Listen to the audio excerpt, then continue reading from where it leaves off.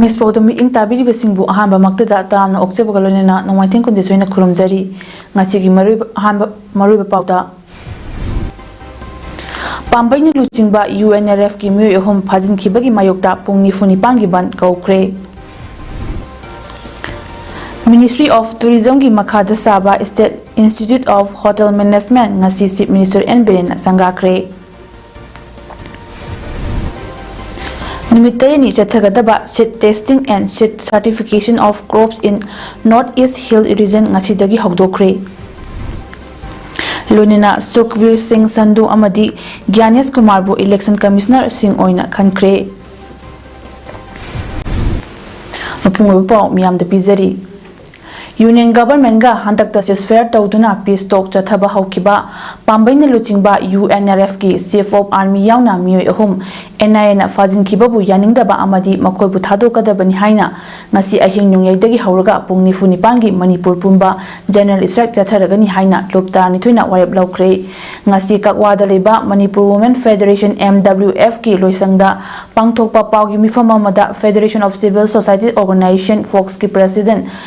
TH Manihana Hiramasigi Matang Dhai India Lengaka Handakta Santiwari Sanabagi Sahi Taunakraba Pambaina Luchingba UNRF ki Chief of Army Yauna Mio Yohumbu NIA na Fajin Kiba Dubu Tadokadabani Haina Ngarang Miyamna Kongjang Zangsinba Haukibani Amadi Taudo Dubu Pendaba Amadi Yaningda Funglutuna Manipur Pumba General Strike Chathanaba Honarakpada ngasi numit yungba pung 12 fawba matam tharakpadagi lepkibani adubu lengakna tharakkiba pungpham asi fawbada makoi ahumbu thadoroktabadagi lop 12 gi mifam ama pangthoktuna ngasi ahing nungyaidagi pung nifuni pangi general strike asi chathanaba warep laukibani Chathagadoriba general strike asida lamdam masigi miyamna saugatpiu fongdoki mahakna hai ceasefire agreement tawnaduna mana pamba wakalon fongdoknaduna santigi wariba manung asida Phaba punba tawdaba haibagi yanabagi wangmadat India lengakna lup asigi chief of army yauna miyoi ahom fajin khiba haibasi Manipur miyam amadi lup asibu ikaiba pibani maram asina union government na makhoibo athuba matamda thadorakadabani thaudo asiga mai leinana hayeng union home department gi miyoi singa unaba Delhi da mihut kangbu ama chatkani amadi chathagadoriba pungni funi bangi strike asi fawada effective oba thabak amata lokholakta tarabadi tongan ba Hena kanba khongjang lamdam asigi rajniti dal sing amadi lakadorba mikhal fawba boycott tawtuna Manipur asi kangkhong saiba lamdam amu oirakpa yai haina akanba wafam sing fongdokhi makhata duna mahakna hai ceasefire agreement ama tawnaduna santigi wari sanariba miyoi fabada Manipur lengak khangde haina oidaba ngangbagi thabak asi tawbidaba na fagani Manipur miyang ihul khangna Manipur lengak na su Athuba matamda lokhatfam thokpa thabak lokhatpiu amadi Manipur miyamna makhoi ahumbu thadoknaba tawriba pressure asidasu Manipur lengaknasu yaubiu haiba wafam sing laktanaba amadi lamdam asida shanti lehensi haiba taragadi N Biren luchingniba Manipur lengakna initiative lobiu amadi central government nasu wakal tabiu asigumba thawong asina lamdam asida leiriba atopa lupsing wari shanaba Thokning nakloi asigumba India lengaki oidaba ngangbagi thawong tokadabani fongdokhi tungan ba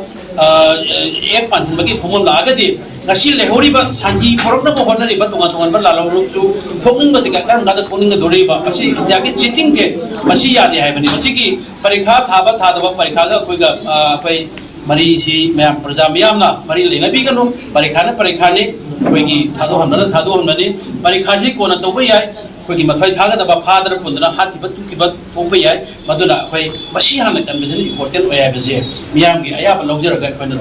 thank you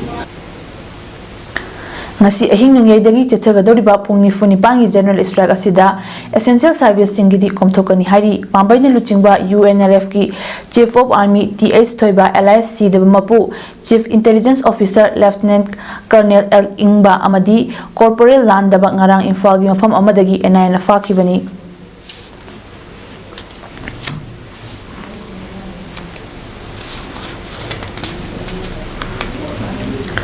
Pambaina luchingba UNLF ki luchingba chief of army C de mapu LIS Thoiba chief intelligence ingba amadi kader amaga punna makoi ahum ngarang NI na fakiba adu condition yagna thador u haina kakching amadi Thobal district ta khongjang sing changsin kre loinena Manipur pumbata chathagadoriba pung nifu nipangi general strike mapung fana sawatna naba warep singsu launa kre hairi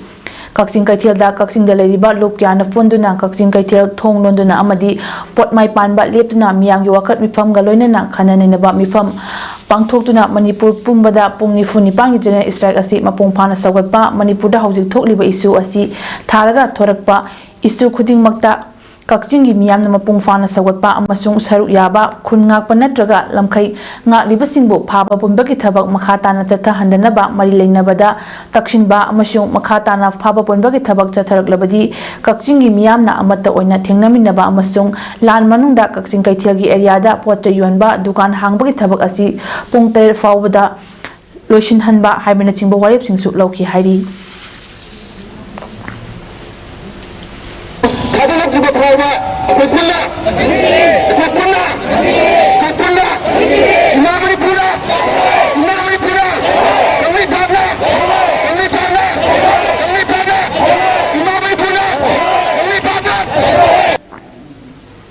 Wabagai hianglam lamkhai bazar dasu yelhomi kan belup wabagai hianglam kayak na sinduna mafam duda Kaithel phambi ima singna NI na UNLF pambai kanglup ki myo hong phajin ki babu yaning de phongduna khongjang changchin khre ngasi ki khongjang da saruk ya ki bi singna phajin ki be myo hom tek ta kadina condition amata yaudna thadorong naba dabi tawbaga loina kolau kya su lauki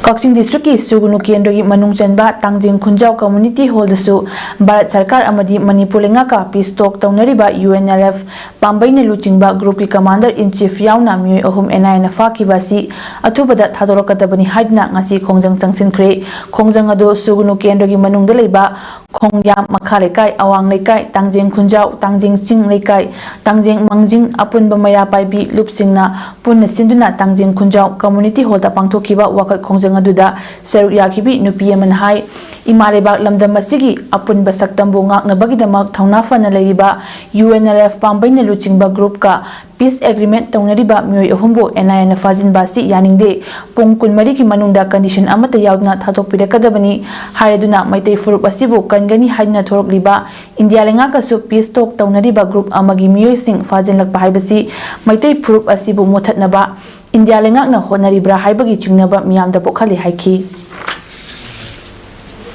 ima leba kunga kani haina sungthola aga iule pamaigi group asina akhoi bunga kani haina sungthola ibani asina kari ino sarga asina enai ga mo khoi manaraga moina akhoi gi bazar singbu phagali chi kari ginoba aduna akhoi di pande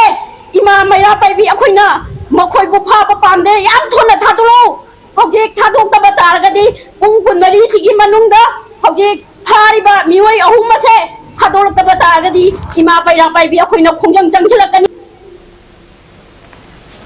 Bharat lenga amadi Manipur lenga ka santigi wari sanariba UNLF pambaina luchingba kangbugi myoy ahum NI na fajin kiba yaningde athubada condition amata yauduna thadokadabani haiduna ngasi sagang Kaithel da khongjang changsin khre Churachandpur district ki Saikot kendra gi manung chana leiba sagangda leiminariba jati furup sing maitai kom amadi maitai pangagi maya paibi singna purna saruk yadna chathakiba wakat khongjang aduda peace talk taunariba myoy ahum phaba yaningde fakiba sing condition amata yaudna athubada thadokadabani Manipur gi ngamkhai kaibi yaroi kanglipa imana yaifare haiba kholau kya su lauki khongjang loising aduna fakiba myoy ahum thadorok trabadi Manipur miyamna changchilapa khongjangda sagangi miyamna su leibaki damak hanba leitana saruk yagani haina phongdoki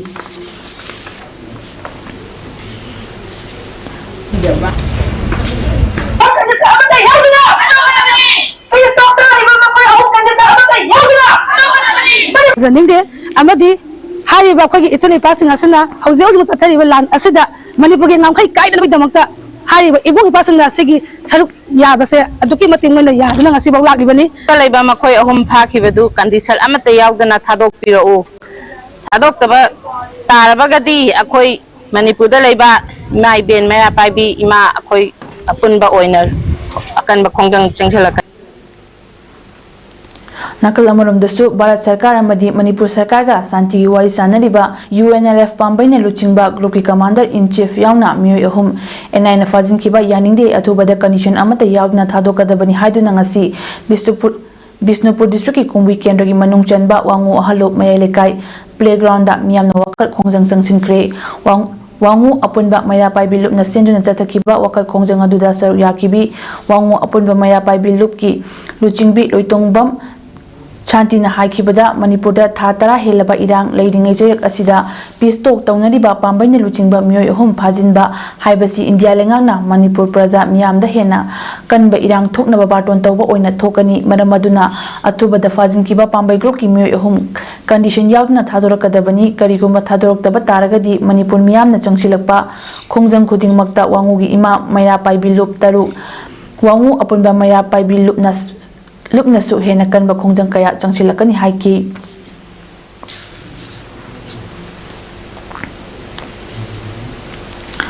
ꯃꯅꯤꯄꯨꯔꯗ ꯊꯣꯛꯂꯤꯕ ꯏꯔꯥꯡ ꯑꯁꯤꯗ ꯀꯨꯀꯤ narco ꯇꯦꯔꯣꯔꯤꯁꯁꯤꯡꯗꯒꯤ ꯌꯨꯝ ꯀꯩ ꯃꯩ ꯊꯥꯕ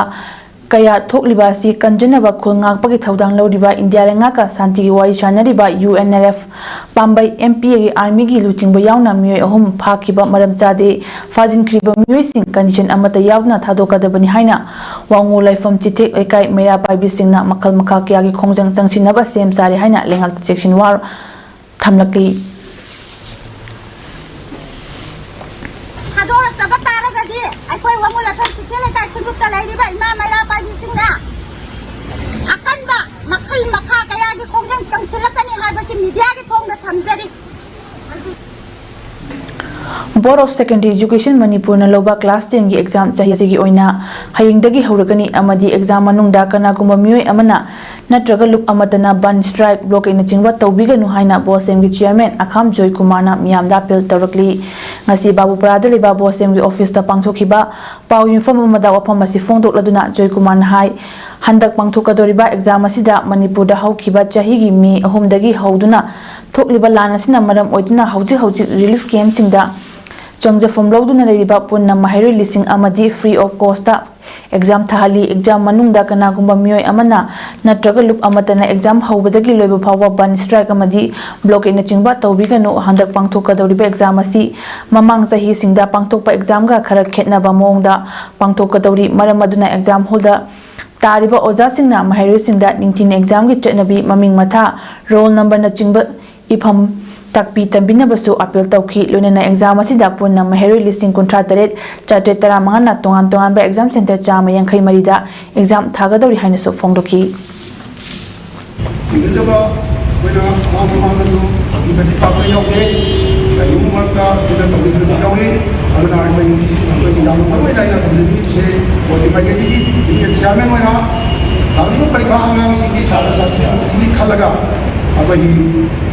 any makani education ban rocket sumase bekasda khonbidana wa ana manipuri yamda apil tawjari jiharga ꯍꯌꯦꯡꯗꯒꯤ ꯍꯧꯒꯗꯧꯔꯤꯕ ꯍꯥꯏ ꯁ꯭ꯀꯨꯜ ꯂꯤꯚꯤꯡ ꯁꯔꯇꯤꯐꯤꯀꯦꯠ ꯑꯦꯛꯖꯥꯃꯤꯅꯦꯁꯟꯗ ꯃꯍꯩꯔꯣꯏꯁꯤꯡꯅ ꯑꯀꯤ ꯇꯨꯖꯨꯡ ꯌꯥꯎꯗꯅ ꯑꯦꯛꯖꯥꯝ ꯊꯥꯕꯤꯌꯨ ꯑꯃꯗꯤ ꯃꯍꯩꯔꯣꯏ ꯈꯨꯗꯤꯡꯃꯛꯅ ꯅꯤꯡꯊꯤꯅ ꯑꯦꯛꯖꯥꯝ ꯊꯥꯗꯨꯅ ꯃꯥꯔꯛ ꯋꯥꯡꯅ ꯐꯪꯕ ngamba oyu haina all Manipur recognized private school welfare association ki secretary Purkhambam Romena Fongdokre ngasi AMRPSWA na senduna Manipur Press Club ki Thangjing Hall da pangthokiba paw informa mada wapamasi fongdokladuna Romena hai handak pangthokadoriba HSLC exam da saruk yagadoriba mahairosing maru oina COVID pandemic ki chaitheng fangba haukiba chahigi me humdagi haurakiba irang asina amuk awaba chaiting chawna pibada natana mahai masing ningthina tamba fangdraba mahairoi ngaktani loinena exam thagadoriba mahairoi singna aki akhang leitana ningthina exam thaba ngamnaba akapnamakna honaminasi exam thaba matamda kanaguma myoi natraga lup amatana ayat apan pibagi thabak tawbiganu amadi exam thagadaba mahairoisingi mama mapasingna machasingbu matam chana exam center singda thabinabasu appeal tawki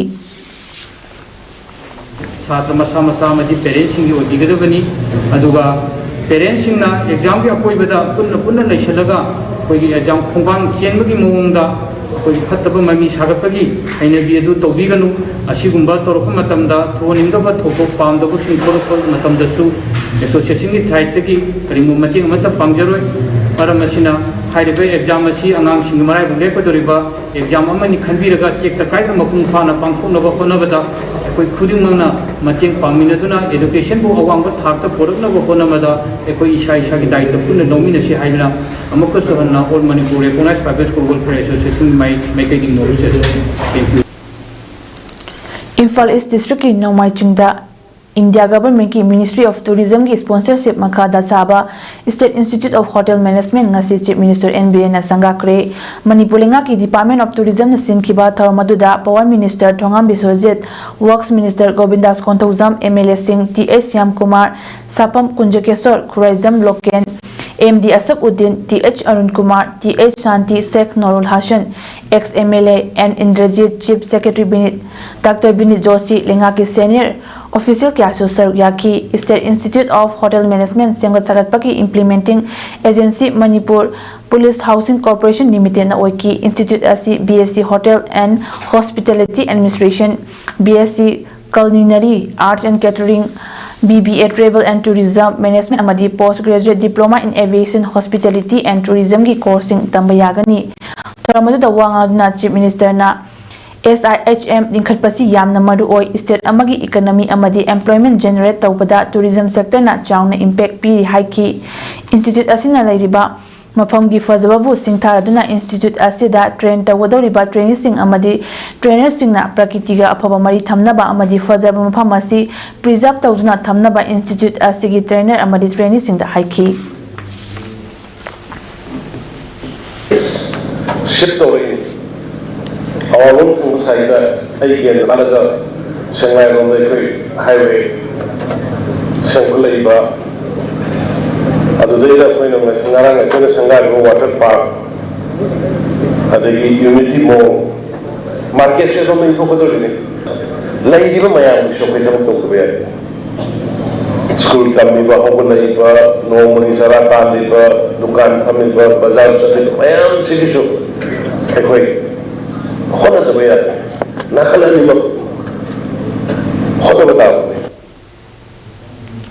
Manipur Credit Guarantee Scheme MCGS for Micro and Small Enterprises egis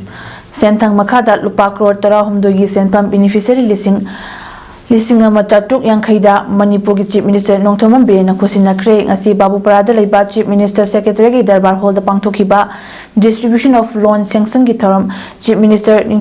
Nongthombam Biren Works Minister Govindas Kontauzam Health Minister Dr. Sapam Ranjan Moyang SC MLA Thongam Santi Lamlai SC MLA Khongbantabam Ibomcha Education Minister Thoksom Basanta Kumar Chief Secretary Binit Joshi Mayang Imphal SC MLA Kongkham Robindro Susar Yaki Thamatuka Mailena CM Biren Hai Manipur da thokliba irang asina matam kaya leibaki chakhot thawangda Tintak Kibasi Menkatna Bahotnabada Hana Shuramba Tabak Adudagi Saruk Ani Hengatna Suduna Mankraba Matam Adu Amukhana Menkatna Ba Ikoi Puna Hotna Minasi Lunina Karigumba Isuna Traga Taudo Masa Amagisu Ban Blockade Amadi Strike Nachingba Hecta Tauribasi Taubiganu Loop sing na mana ningnak patabak sing tawak labadi lengak na tumina yengduna lairoi government na madude action lokalak labadi lengak fati hairakani Manipur gi mangkraba matam sing menkhatna ba hotnaringi matam asida kanagumba amatna ban blockade ama distract na chingba tawbiganu haina su appeal tawki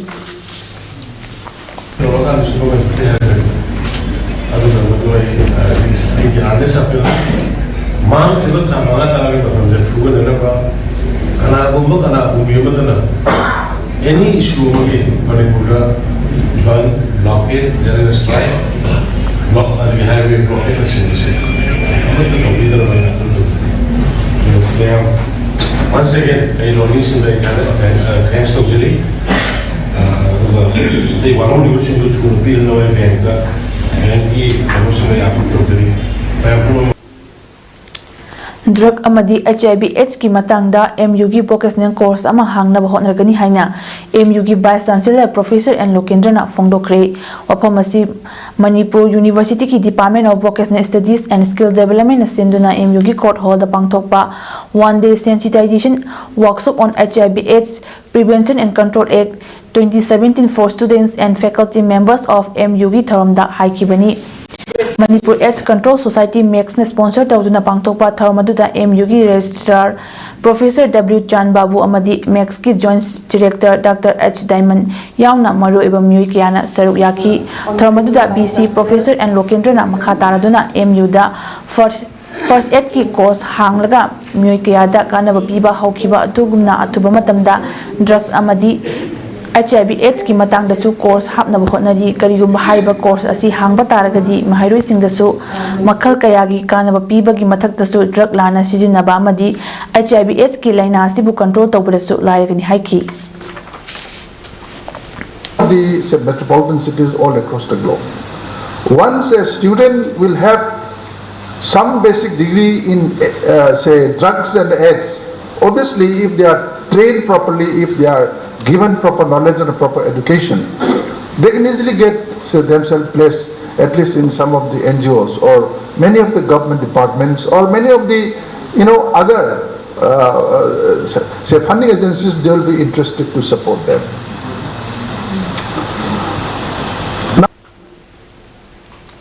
Manipur gi mahari sing mama leba nungshiba amadi kannaba thaudang loba haurakle lamdam asi kannaba sum amadi mahari kunaina sem sadna leire amadi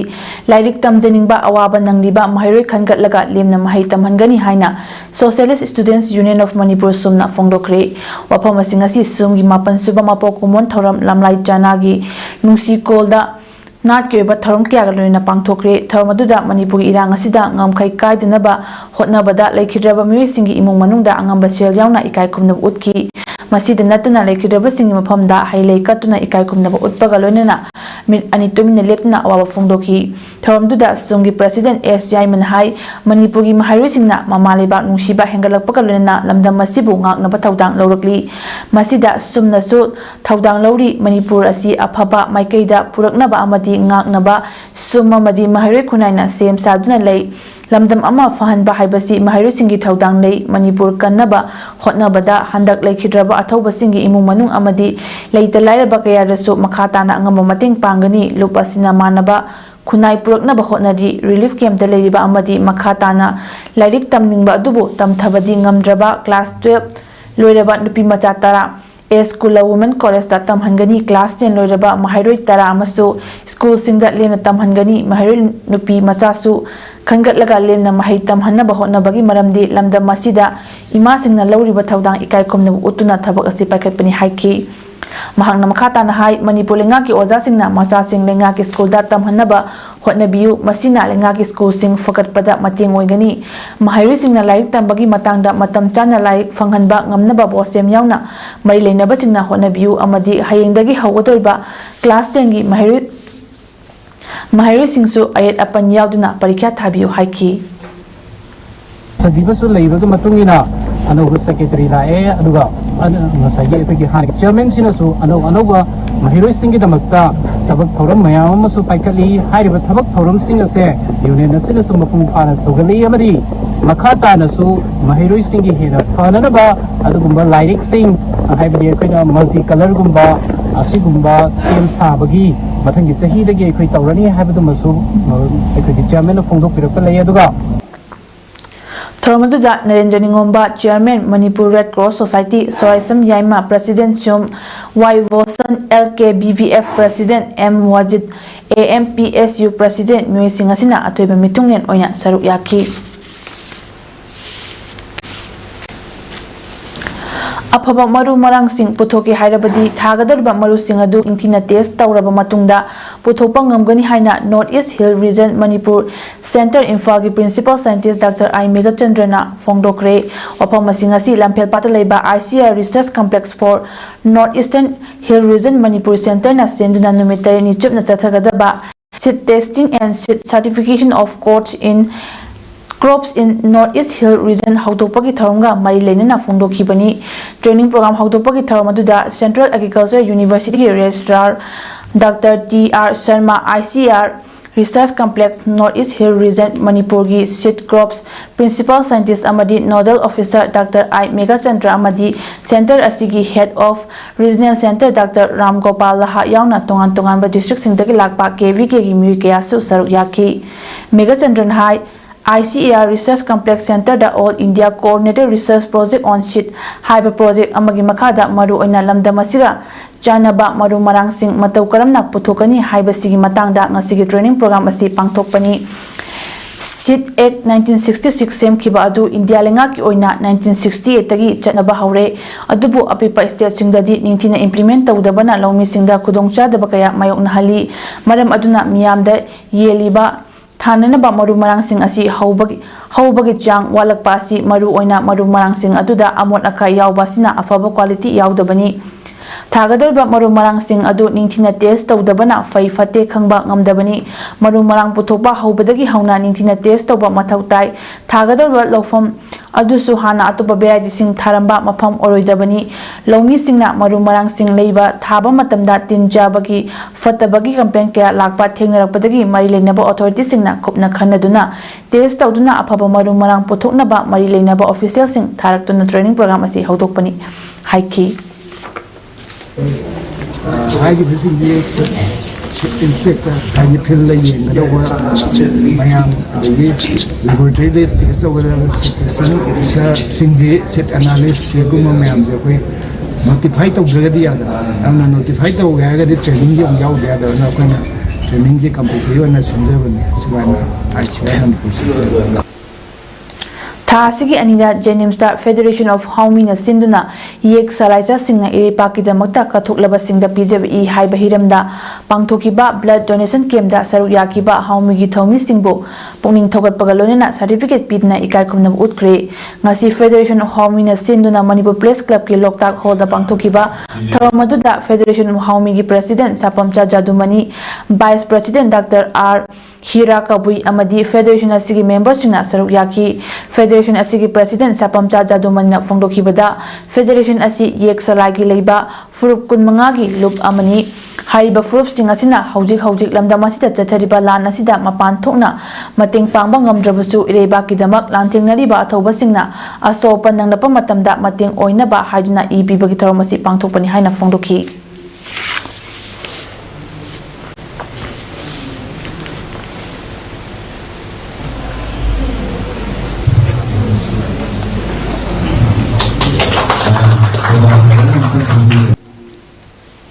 Thasigi Mapanda Noida Indoor Stadium da Pangtokiba Matrix Fight Night 14 gi co-main event interim title belt ta Saryadna winner gi title belt Fanglakraba Chungreng Koren ngasi Imphal da tunglabada miyamataram okre BT Kendrejin Imphal International Airport ta tunglakiba duda Paumi Singda wangang laduna interim title belt winner Chungreng Koren na hai title asi fanglapang ambasi mahangna khanjaruba sadugi wangmadani adubu title asi fangli haiduna su Manipur gi hauzik oriba phiba masida harafam khangde mahangna title asi fanglakpada Manipur gi yelhomi ama oina title belt asi credit kanglaipak imada piningi match loiba matungda mahangna PM Narendra Modi gi pungning chingsiladuna Manipur gi phiba masi yengchinaba haikiba du mahaki pokna famlamdam oriba Manipur asi hauzik tangdu leita daba phiba amada leiriba asi koknabagi wakhalonda fongdokibani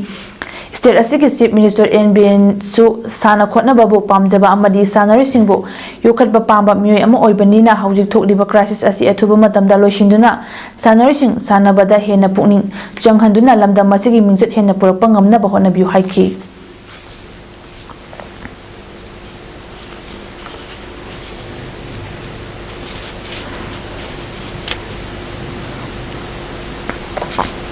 Examoina, I get Kumoy the Polva, Havadi, Lady Bomayamsi, Awana Tari Bomayamsi, Akoigi, Sport, Media, to the electric or so, I know a Haisa over the first of the Targadi, Wab Tangi, Mina Ubigadra and the Kanman Ado, India, all in the other, they were going to set Igi, Adobe Canodo. Adomoki organic hand adobo, Passing Hayadi, Narendra Modi, I'm going to visit the whole. ꯑꯋꯥ ꯑꯅꯥ ꯃꯌꯥꯝꯁꯤ ꯎꯍꯜꯂꯒ ꯃꯇꯦꯡ ꯄꯥꯡꯍꯟꯖꯅꯤꯡꯕꯒꯤ ꯑꯩꯒꯤ ꯊꯃꯣꯏꯗꯒꯤ ꯊꯣꯛꯂꯛꯄ ꯋꯥꯗꯣ ꯑꯩꯅ ꯊꯝꯖꯔꯝꯃꯤ. Prime Minister Narendra Modi na chair oiba panel amana anoba election commissioner sing oina hanagi bureaucrat officer anibu Sukhbir Singh Sandhu amadi Gyanesh Kumar bu khankre February da pham thadokraba Anup Chandra Pandey amasung handak pham thadokiba Arun Goyal gi hangna lariba election commissioner gi firm ani mentionaba panel aduna meeting adu tawkibani panel adu da yawriba Congress luchingba Ajir Chowdhury na haikibada mi tarukhak panel da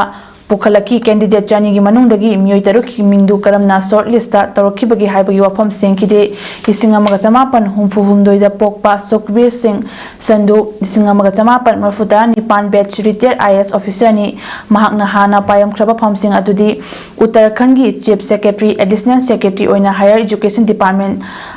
Dasu Thabak Tarongki National Highway Authority of India ki chairman oiramki Government Medical College dagi MBBS amasung Guru Nanak Dev University dagi history da master degree pass tawki mahaki service ki damak president medal pidna ikai khumna kharba miyoni Gyanesh Kumar na lising amaga chamapan marifut nipan batch ki Kerala cadre IS officer ni Amit Shahana luchingba Ministry of Cooperation da secretary unna thabak puramle Ministry of Parliamentary Affairs da su secretary unna thabak taramni hairi shortlist da yawriba ate sing adudi Utpal Kumar Singh Pradeep Kumar Tripathi Indivar Pandey amasung Sudhir Kumar Gangadhar ni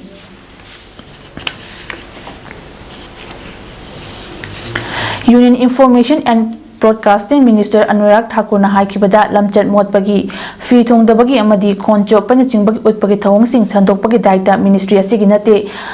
18 OTT platform amasung social media sing thingnaba thabak laukalagani ministry na thadorakpa cherolda 18 OTT platform amasung website 38 apps tararonena social media yankhaiter India gi miyamda uttanaba thabak laukalagani creative expression gi mingda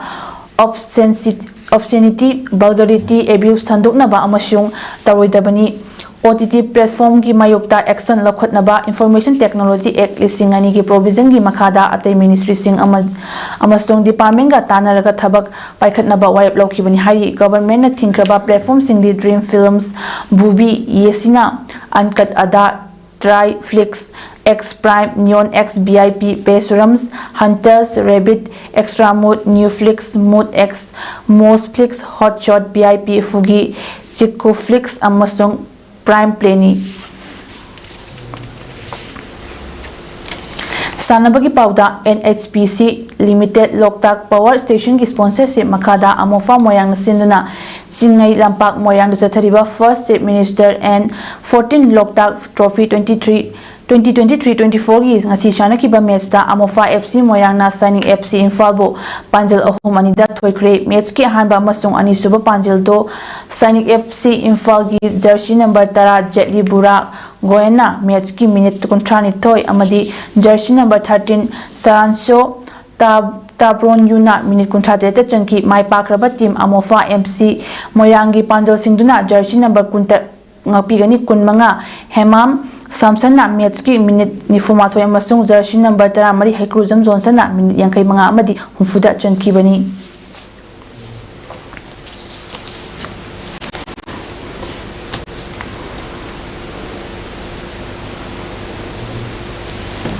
Tasiki Taruktagi Hauna All Jiribam Sports Association AJSA na sinduna Jiribam Higher Secondary School gi sanabungda chathariba First District Level 5A side Mini Boys Under 13 Football Tournament 2023-24 gi ngasi sanakiba ahanba quarter final league match ki ahanba match ta Sunrise Club na KYC Kalinagar bu goal mari soinoda maitiba piki aduga anisuba match na CKCA na EYC bu goal taruk amada thoiki ngasigi match asi o Bisesor Aziz Haider amadi KS Nilakamal Singna conduct tawki haying ahanba preliminary league round match nungtil pung ahum taba matamda Yawol Club Sampanagar ga CKCB ga sanagani anisuba match nungtil pung mari taba matamda Oriental Club ka Ananda Moye Club ka sanagani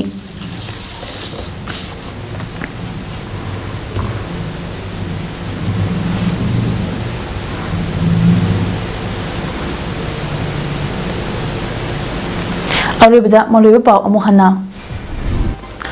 Pambay na luchingba UNRF ki miyoi ahum phajin kibagi mayokta pung nifunipan gi ban kaukre Ministry of Tourism Makada Saba State Institute of Hotel Management ngasi Chief Minister N. Birena Sangakre. Numitay ni chathagadaba shit testing and shit certification of crops in Northeast Hill region ngasi dagi hogdokre. Lunina Sukhvir Singh Sandhu amadi Gyanesh Kumar bo Election Commissioner Singh oina khankre. Image PAODAM pizaba matang asida loishinjare meeting tabir bisingbo amuka hanna khurjai.